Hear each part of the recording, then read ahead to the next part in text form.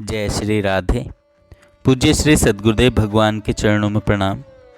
आज पूज्य श्री सेठ जयदयाल गोयनका जी कहते हैं, लौकिक पारलौकिक समस्त दुखों के नाश एवं समस्त लौकिक पारमार्थिक संपत्ति की संप्राप्ति का सर्वोत्तम साधन है भगवान का अनन्य आश्रय लेकर सच्चे मन से उनका भजन करना और लौकिक पारलौकिक समस्त सुखों के नाश एवं समस्त लौकिक पारमार्थिक संपत्ति के सर्वनाश का साधन है भोगों का अनन्य आश्रय लेकर मन से भगवान को भुला देना। आज हम भगवान को भूल गए हैं और हमारा जीवन केवल भोगों का आश्रय बन गया है। इसी से इतने दुख, संताप और विनाश के पहाड़ हम पर लगातार टूट रहे हैं। जो लोग क्रियाशील और विविध कर्म समर्थ हैं, उनको भगवान की प्रसन्नता के लिए भगवान का स्मरण करते हुए समय अनुकूल स्वधर्मोचित कर्मों के द्वारा भगवान की पूजा करनी चाहिए। अनन्य भाव से भगवान को पुकारना चाहिए। हमारी अनन्य पुकार कभी व्यर्थ नहीं जाएगी। हमारी अनन्य पुकार कभी व्यर्थ नहीं जाएगी। हम में होना चाहिए द्रौपदी के जैसा विश्वास, होनी चाहिए गजराज के जैसी निष्ठा और सबसे बढ़कर हम में होनी चाहिए प्रहलाद के जैसी आस्तिकता, जिसके वचन को सत्य करने के लिए भगवान नरसिंह रूप से खंबे में से प्रकट हुए। विपत्ति, कष्ट, असहाय स्थिति, अमंगल और अन्याय तभी तक हमारे सामने हैं जब तक हम भगवान को विश्वास पूर्वक नहीं पुकारते। एक महाशय ने यह घटना सुनाई थी। एक घर में गुंडों ने पति को पकड़ लिया और दो गुंडे उसकी स्त्री को नंगी करके उस पर बलात्कार करने को तैयार हुए। दोनों पति पत्नी निरुपाय थे, असहाय थे। पत्नी ने आर्त होकर रोकर भगवान को पुकारा। उसे द्रौपदी जी की याद आ गई। बस तत्काल ही वे दोनों गुंडे आपस में लड़ गए। एक ने दूसरे को छुरा मार दिया। उसके गिरते ही पति पत्नी को छोड़कर शेष गुंडे भाग गए और इस बीच में पत्नी को कंधे पर उठाकर पति को बचकर भाग निकलने का अवसर मिल गया। भारत की सती देवियाँ आज द्रौपदी की भांति भगवान को पुकारें तो भगवान कहीं गए नहीं हैं। वे तुरंत किसी भी रूप में प्रकट होकर सती देवियों के सारे दुख हर लेंगे और उसी क्षण से उनको दुख पहुंचाने वालों के विनाश की भी गारंटी मिल जाए।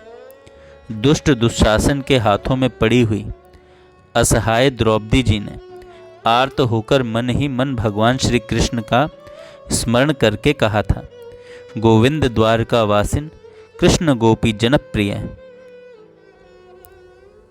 हे गोविंद, हे द्वारकावासी सच्चिदानंद प्रेम धन, गोपीजन वल्लभ सर्वशक्तिमान प्रभु, कौरव मुझे अपमानित कर रहे हैं। क्या यह आपको मालूम नहीं है? हे नाथ, हे रमानाथ, हे ब्रजनाथ, हे आर्तनाशन जनार्दन, मैं कौरवों के समुद्र में डूबी जा रही हूँ। आप मेरा उद्धार कीजिए। हे कृष्ण, हे कृष्ण, हे महायोगी, हे विश्वात्मा और विश्व के जीवन दाता गोविंद, मैं कौरवों से घिरकर संकट में पड़ गई हूँ। आपके शरण हूँ, आप मेरी रक्षा कीजिए। द्रौपदी की आर्त पुकार सुनकर भक्तवत्सल प्रभु उसी क्षण द्वारिका से दौड़े आए और द्रौपदी को वस्त्र दान कर उसकी लाज बचाई। पर दुष्ट दुशासन ने द्रौपदी के जिन केशों को खींचा था वे खुले ही रहे। दुशासन को दंड मिलने के दिन तक द्रौपदी के खुले केश थे। पांडवों के साथ वह वन में रहती थी। भगवान श्री कृष्ण पांडवों से मिलने गए।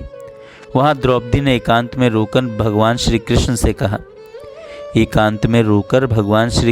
कहा, मैं पांडवों की पत्नी धृष्टद्युम्न की बहन और तुम्हारी सखी होकर भी कौरवों की सभा में घसीटी जाऊं? यह कितने दुख की बात है। भीमसेन और अर्जुन बड़े बलवान होने पर भी मेरी रक्षा नहीं कर सके। धिक्कार है इनके बल पौरुष को। इनके जीते जी दुर्योधन क्षण भर के लिए भी कैसे जीवित है। श्री कृष्ण दुष्ट दुशासन ने भरी सभा में मुझ सती की चोटी पकड़कर घसीटा और ये पांडव टुकुर टुकुर देखते रहे। इतना कहकर द्रौपदी रोने लगी। उसकी सांस लंबी लंबी चलने लगी और उसने गदगद होकर आवेश से कहा, श्री कृष्ण, ये पति पुत्र पिता भ्राता मेरा कोई नहीं है, पर क्या तुम भी मेरे नहीं रहे? श्री कृष्ण, तुम मेरे संबंधी हो। मैं अग्निकुंड से उत्पन्न पवित्र रमणी हूँ। तुम्हारे साथ मेरा पवित्र प्रेम है और तुम पर मेरा अधिकार है, एवं तुम मेरी रक्षा करने में समर्थ भी हो, इसलिए तुम्हें मेरी रक्षा करनी ही होगी। तब श्री कृष्ण ने रोती हुई द्रौपदी को आश्वासन देकर कहा, कल्याणी, तुम जिन पर क्रोधित हुई हो उनकी स्त्रियां भी थोड़े ही दिनों में अर्जुन के भयानक बाणों से कटकर खून से लथपथ हो जमीन पर पड़े हुए अपने पतियों को देखकर तुम्हारी ही भांति रुदन करेंगी। मैं वही काम करूंगा जो पांडवों के अनुकूल होगा। तुम शोक मत करो। मैं तुमसे प्रतिज्ञा करता हूँ कि तुम राजरानी बनोगी, चाहे आकाश फट जाए, हिमालय के टुकड़े टुकड़े हो जाएं, पृथ्वी चूर चूर हो जाए और समुद्र सूख जाए, परंतु द्रौपदी, मेरी बात कभी असत्य नहीं हो सकती। ये द्रौपदी के दुखों का नाश करने वाले भगवान आज कहीं चले नहीं गए हैं। द्रौपदी के सदृश विश्वासपूर्ण हृदय से उन्हें पुकारने वालों की कमी हो गई है। यदि दुख सागर से सहज ही पार उतरना है तो विश्वास करके अनन्य भाव से भगवान को पुकारना चाहिए। भारत के हिंदुओं की यह श्रद्धा जिस दिन से घटने लगी, जब से उनकी यह प्रार्थना की ध्वनि क्षीण हो गई, तभी से उन पर दुख आने लगे और तभी से वे सन्मार्ग और सुख के सुपथ से भ्रष्ट हो गए। अब फिर श्रद्धा विश्वास के साथ भगवान को पुकारिए।